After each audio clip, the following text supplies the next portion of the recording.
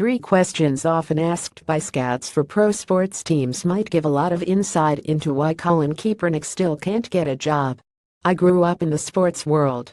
I was surrounded by athletes and coaches at some of the highest levels, and several years ago I had a long talk with a college basketball coach about the 3 questions all basketball scouts ask when they're looking a college player for a potential shot at the pros. The questions are as follow: 1.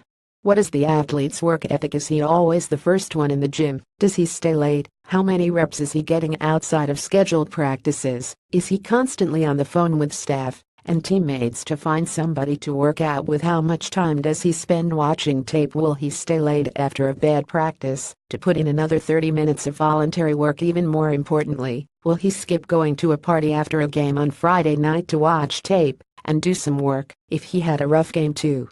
What are the athlete's party habits? Scouts wanted to know if the athlete drank, did drugs, or had any other vices.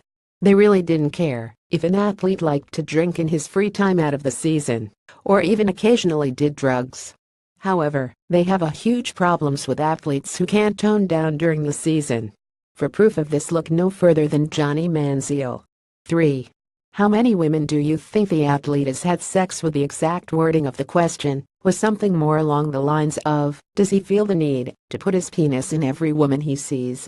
This one surprised me a lot, but it essentially boiled down to the idea scouts feel athletes with many sexual partners are risky investments on the part of the team. They are seen as even riskier investments if they often engage in sex with women they barely know. Those 3 questions can give us a lot of insight into why Kaepernick still can't find a job. Only one of those questions actually has to do with athletic performance, and it's actually a lot more about preparation over actual talent. The scouts cared way more about issues off of the court and personality. This is proof that even if Kaepernick is good enough on that field, that he might not check the boxes necessary when it comes to off-the-field issues. Pro sports teams spend millions to successfully vet potential players. They don't just ask a couple questions and then move forward. There could be several things scouts and GMs are finding to give plenty of pause on signing Kaepernick. Maybe he's not dedicated to the game anymore. Perhaps he has problems in his personal or a variety of different reasons. Don't believe because he can simply throw a football at a mediocre rate that there aren't other things scouts haven't found. Follow David on Twitter